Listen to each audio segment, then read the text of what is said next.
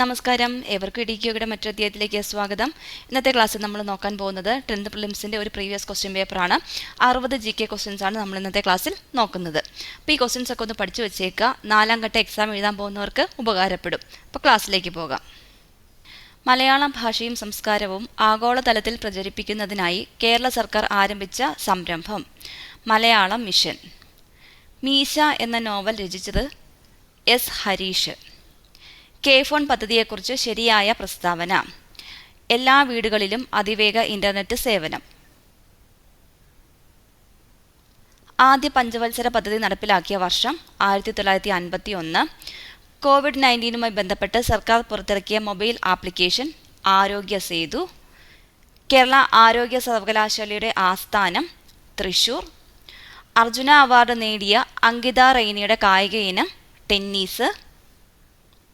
കുടുംബശ്രീ പദ്ധതിയുടെ പ്രധാന ലക്ഷ്യങ്ങൾ: ദാരിദ്ര്യ നിർമ്മാർജ്ജനം, വനിതാ ശാക്തീകരണം. 1, 3 കറക്റ്റായിട്ടുള്ള ആൻസർ ഓപ്ഷൻ ഡി. നിർദ്ദിഷ്ട സിൽവർ ലൈൻ പദ്ധതിയിൽ ഉൾപ്പെടാത്ത ജില്ല പത്തനംതിട്ട. ISROയുടെ ഇപ്പോഴത്തെ ചെയർമാൻ. എക്സാം നടന്ന സമയത്ത് എസ് സോമനാഥ് ആയിരുന്നു ISRO ചെയർമാൻ. നിലവിൽ ISRO ചെയർമാൻ എസ് സോമനാഥ് അല്ല, doctor V Narayanan. Doctor V Narayanan നാരായണനാണ് ISROയുടെ ഇപ്പോഴത്തെ ചെയർമാൻ. ഇദ്ദേഹം 11ാമത്തെ ISRO ചെയർമാനാണ്. എസ് സോമനാഥ് 10ാമത്തെ വ്യക്തിയായിരുന്നു. ഡോക്ടർ വി നാരായണൻ 11ാമത്തെ ISRO ചെയർമാനാണ്. ഇദ്ദേഹം തമിഴ്നാട് സ്വദേശിയാണ്. എസ് സോമനാഥ് മലയാളിയാണ്. ISROയുടെ ചെയർമാനാകുന്ന 10ാമത്തെ വ്യക്തിയും 5ാമത്തെ മലയാളിയുമാണ് S Somanath. Doctor V Narayanan 11ാമത്തെ വ്യക്തിയാണ്. നമ്പറൊക്കെ ഒന്ന് ഓർത്തിരിക്കുക. അടുത്ത ക്വസ്റ്റ്യൻ നോക്കാം. വിന്ധ്യ പർവ്വതം മുതൽ ഇന്ത്യൻ ഉപദ്വീപിൻ്റെ തെക്കേ അറ്റം വരെ വ്യാപിച്ചു കിടക്കുന്ന വിസ്തൃതമായ ഭൂവിഭാഗം ഡെക്കാൻ പീഠഭൂമി. താഴെ തന്നിട്ടുള്ളവയിൽ നിന്നും ശരിയായ പാരമ്പര്യേതര ഊർജ്ജ സ്രോതസ്സുകൾ കണ്ടെത്തുക. 3 കറക്റ്റാണ്. സൗരോർജ്ജം, ജൈവവാതകവും സൗരോർജ്ജവും, കാറ്റിൽ നിന്നുള്ള ഊർജ്ജം. ഓപ്ഷൻ സി ആണ്. ഇന്ത്യയുമായി കര അതിർത്തി പങ്കുവയ്ക്കുന്ന അയൽ രാജ്യങ്ങൾ ഏതാണെന്ന് കണ്ടെത്തുക. 4 കറക്റ്റാണ്. ചൈന, നേപ്പാൾ, പാകിസ്ഥാൻ, ഭൂട്ടാൻ. ലോകത്തിലെ ഏറ്റവും ഉയരം കൂടിയ കൊടുമുടി മൗണ്ട് എവറസ്റ്റ്. മണികരൺ താപോർജ്ജ കേന്ദ്രം സ്ഥിതി ചെയ്യുന്ന ഇന്ത്യൻ സംസ്ഥാനം ഹിമാചൽ പ്രദേശ്. സിന്ധു, ഗംഗ, ബ്രഹ്മപുത്ര നദികളുടെ എക്കൽ നിക്ഷേപങ്ങൾ മൂലം രൂപപ്പെട്ട ഭൂവിഭാഗം ഉത്തര മഹാസമതലം. ഇന്ത്യയിലെ ഏറ്റവും പഴക്കം ചെന്നതും വലിപ്പമുള്ളതുമായ steel plant Tata iron and steel company. ഇന്ത്യയിലൂടെ കടന്നു പോകുന്ന പ്രധാന അക്ഷാംശ രേഖ ഉത്തരായന രേഖ 23.5° നോർത്ത്. ഇന്ത്യയിലെ ഏറ്റവും ദൈർഘ്യമേറിയ ദേശീയപാത NH44. ഈ NH44 ബന്ധിപ്പിക്കുന്നത് ശ്രീനഗറിനെയും കന്യാകുമാരിനെയുമാണ്. ശ്രീനഗർ,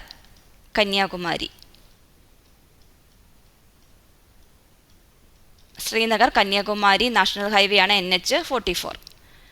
അടുത്ത ക്വസ്റ്റ്യൻ. മുംബൈയെയും മാംഗ്ലൂരിനെയും തമ്മിൽ ബന്ധിപ്പിച്ചുകൊണ്ട് പശ്ചിമ തീരത്തുകൂടെ കടന്നു പോകുന്ന പ്രധാന റെയിൽവേ ശൃംഖല കൊങ്കൺ റെയിൽവേ.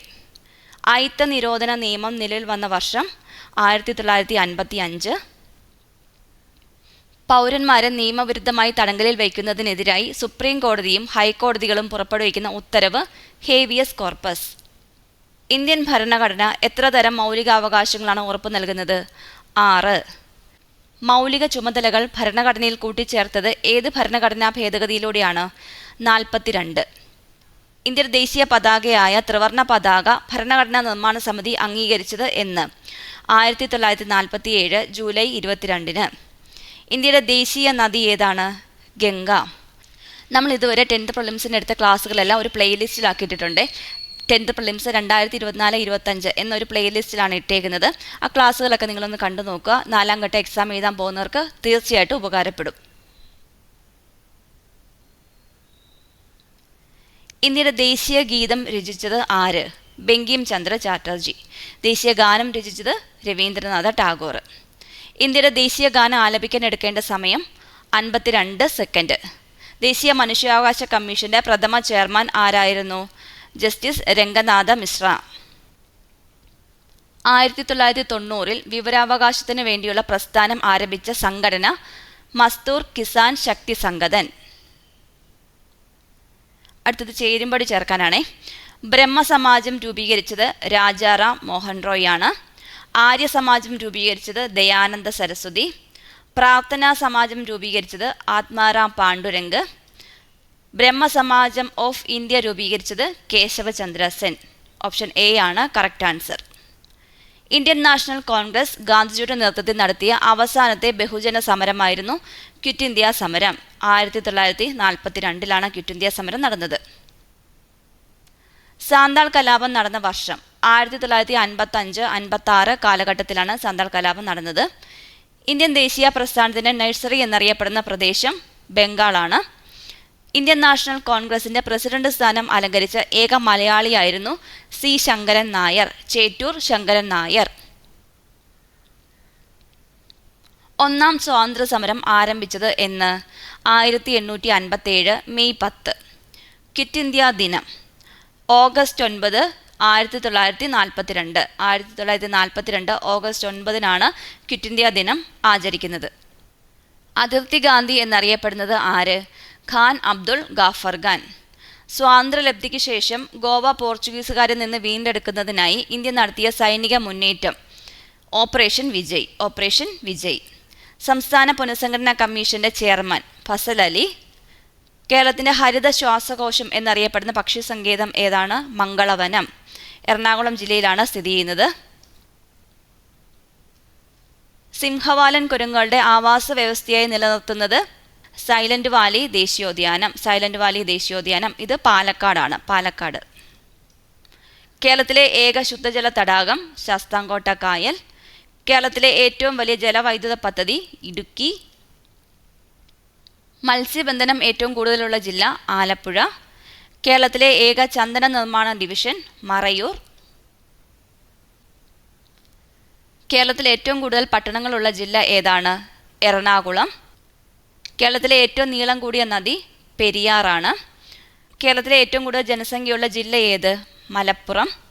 സംസ്ഥാനത്ത് 8-നും 18-നും ഇടയിലുള്ള കുട്ടികൾക്ക് നീന്തൽ പരിശീലനം നൽകാൻ കേരള സർക്കാർ നടപ്പിലാക്കിയ പദ്ധതി ഏതാണ്? സ്പ്ലാഷ് ആണ്. സ്പ്ലാഷ്. തിരുവിതാംകൂർ മുസ്ലിം മഹാജനസഭയുടെ സ്ഥാപകൻ ആരാണ്? വക്കം അബ്ദുൽ ഖാദർ മൗലവി.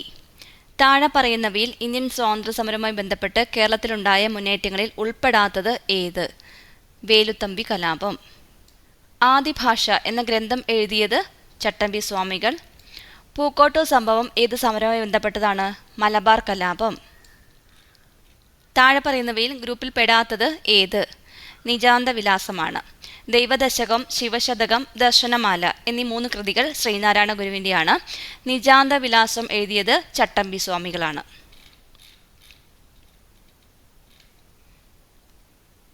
കേരളത്തിൽ ഉപ്പു സത്യാഗ്രഹത്തിന്റെ പ്രധാന കേന്ദ്രം ഏതായിരുന്നു? പയ്യന്നൂർ. ഇലക്ട്രിസിറ്റി പ്രക്ഷോഭം നടന്നതെവിടെ? 1936 തൃശ്ശൂരിലാണ്. 1936 തൃശ്ശൂരിൽ വെച്ചിട്ട്. സാധുജന പരിപാലന യോഗം സ്ഥാപിച്ചതാരാണ്? അയ്യങ്കാളി. കേരള ലിങ്കൻ എന്നറിയപ്പെടുന്ന സാമൂഹ്യ പരിഷ്കർത്താവ് ആരാണ്? പണ്ഡിറ്റ് കറുപ്പൻ. വൈക്കം സത്യാഗ്രഹവുമായി ബന്ധപ്പെട്ട് നടന്ന പ്രധാന സംഭവമാണ് സവർണജാഥ. സവർണജാഥ നയിച്ചതാരാണ്? മന്നത്ത് പത്മനാഭനാണ്. വൈക്കം മുതൽ തിരുവനന്തപുരം വരെയാണ് സവർണജാഥ സംഘടിപ്പിച്ചത്. അപ്പോൾ ഇത്രയാണ് 60 ക്വസ്റ്റ്യൻസ്. ഈ ക്വസ്റ്റ്യൻസൊക്കെ ഒന്ന് പഠിച്ചു വെച്ചേക്കുക. നിങ്ങൾക്ക് 4ാം ഘട്ടം ഉറപ്പായിട്ട് ഉപകാരപ്പെടും. ഇന്നത്തെ ക്ലാസ് ഇഷ്ടപ്പെട്ടിട്ടുണ്ടെങ്കിൽ ഒന്ന് ലൈക്ക് ചെയ്യുക. ചാനൽ സബ്സ്ക്രൈബ് ചെയ്യാതാണ് കാണുന്നതെങ്കിൽ ഒന്ന് സബ്സ്ക്രൈബും കൂടെ ചെയ്യുക. കൂടാതെ നിങ്ങളുടെ ക്ലാസ്സുകളെക്കുറിച്ചുള്ള അഭിപ്രായങ്ങളൊക്കെ ഒന്ന് കമൻ്റായിട്ടും കൂടെ രേഖപ്പെടുത്തുക. ടെലഗ്രാം ചാനലിലെ ലിങ്ക് ഡിസ്ക്രിപ്ഷൻ ബോക്സിൽ കൊടുത്തിട്ടുണ്ട്. ജോയിൻ ചെയ്യാൻ താല്പര്യമുള്ളവർ അതിലും കൂടെ ഒന്ന് ജോയിൻ ചെയ്യുക. അടുത്ത ക്ലാസ്സിൽ നമുക്ക് വീണ്ടും കാണാം.